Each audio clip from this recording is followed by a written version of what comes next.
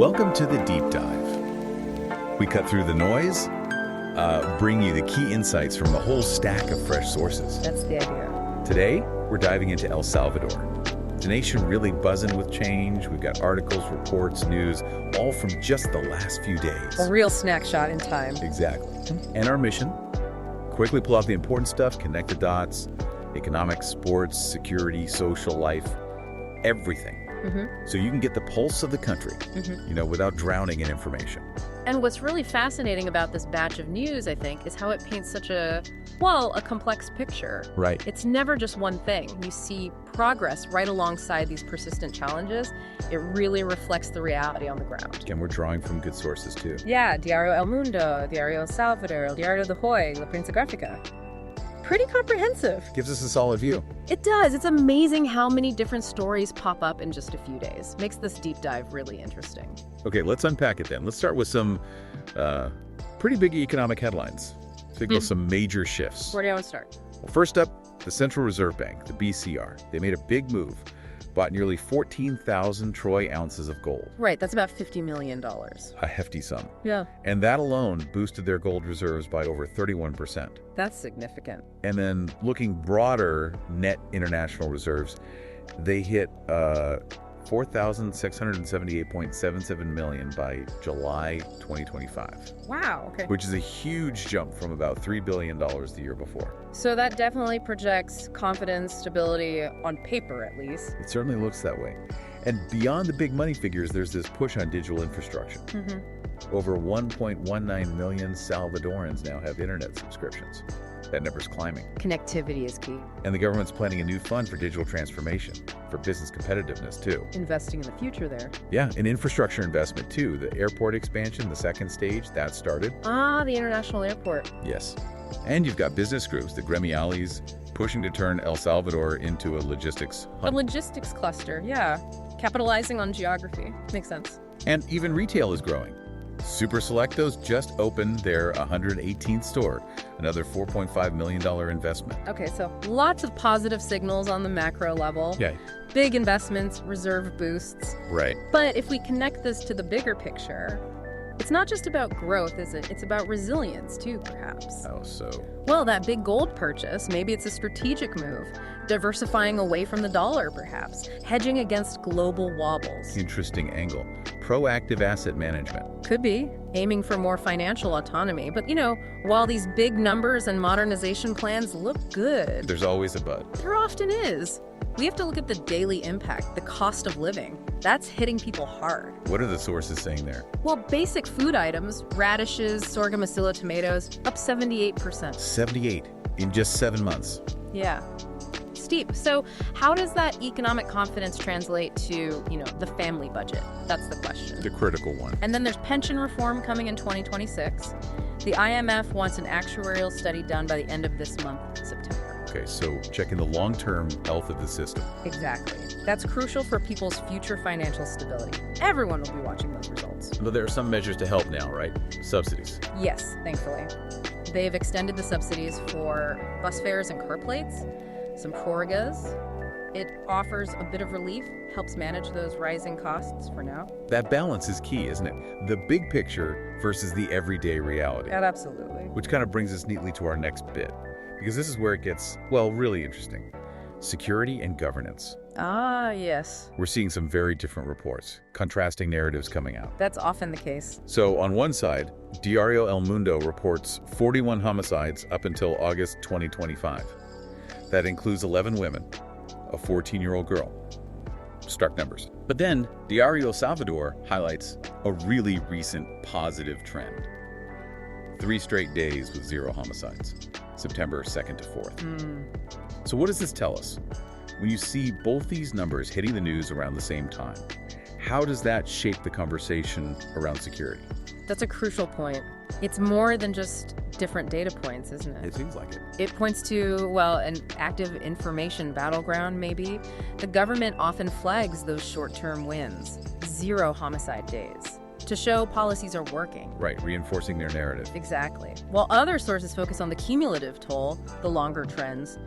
And for the public, it's tough. How do you reconcile that? Is security really improving everywhere or just in certain ways? It's a difficult picture to read. It really is. And beyond homicides, there's other stuff happening. Road safety is actually improving. Oh. Yeah, deaths down 40% thanks to the photo fine system, though distracted driving is still the main culprit. Progress there, at least. And the anti-gang stuff continues. Oh yes, recent arrests reported. MS-13, 18R members across San Salvador, San Miguel, San Marcos. They mentioned some trying to hide tattoos. Yeah, suggests the pressure is definitely on them. And there was an exemplary conviction for extortion, too. Sending a message. Okay, but this security narrative also bumps up against the foreign agent law, right? That's still causing ripples. Big ripples. NGOs are pushing for exemptions from the tax. They're waiting on RAEX, the regulator. And didn't one major NGO close? Yes, FESPAD, a 37-year-old human rights organization, said they had to close because of the conditions in that law. What kind of conditions? Things like hefty taxes on foreign funding, really strict registration rules. Many NGOs argue it's designed to stifle them, basically, cut off their funding and independence. Well, others are just getting temporary approval. Exactly. RAEX has granted some temporary qualifications, but it leaves many NGOs in a kind of limbo. So it raises big questions, doesn't it, about how security policy and civil society can coexist or even function under these new rules. Absolutely, and it ties into the ongoing concerns about the regime of exception. The state of emergency powers. Right, which suspends certain rights to fight gangs. The sources show the human side of that. Families, like those 255 with Moviar. The victims movement. Yeah, still waiting for news about relatives arrested under the regime. Then you have allegations of arbitrary arrests. One mother even called to identify police officers. Wow. And reports of professionals, a professor, a young lawyer caught up in it too. Victims of the regime, the reports say. And judicial changes alongside that. Yes. Proposals to judge minors linked to gangs as adults. That's a huge shift, removing protections. And indications that people arrested might wait 2 more years just to be formally accused. 2 years. Raises serious due process questions. Very serious. And there was even an opinion piece linking the pandillas, the gangs, to being sort of political capital. Politicizing the issue. Suggests a deeper political entanglement. And just to round out governance, the Electoral Tribunal, the TSE, they're facing delays getting electronic voting ready for 2027. Potential hurdles there, too. It really paints a picture of a society under, well, immense pressure. Huge changes happening. Profound changes. Which makes you wonder about the ripple effects, just on daily life. Beyond the big headlines, what's it like for people? Education, health, community stuff. Well, let's look at education. New regulations are apparently causing some worry among teachers, uncertainty about how to apply them correctly. Hints of confusion, maybe resistance. Could be, and then you have students at UES Santa Ana protesting they need more classrooms. A very practical infrastructure problem. Right, despite those bigger national investments we talked about. Exactly. Public schools started the Civic Month with new demerit systems, a push for discipline. And wasn't there something about a haircut? Yes. The viral Edgar haircut is banned in schools. A small detail, but kind of telling about enforcing new norms. Little things like that. And the Minister of Education was at the Central American Torch Ceremony. Yes, keeping up traditions, regional symbolism. Okay, what about healthcare? Some forward movement there. National network hospitals are set to become teaching hospitals. That could be great for medical training. Could be a big step up. But there's a counterpoint. A concerning report that 40 specialists resigned from Hospital Rosales. 40? Why? They cited persecution policies. Yeah. That's a significant loss for a major hospital. Suggests deeper issues in the system. Yeah, that's worrying. It really is this mix, isn't it? The desire to modernize is clear digital stuff, education rules, teaching hospitals. Right. Then you see the growing pains. The university protests, the teachers' worries, those hospital resignations. Public services facing real challenges adapting. It's never smooth sailing. Rarely is.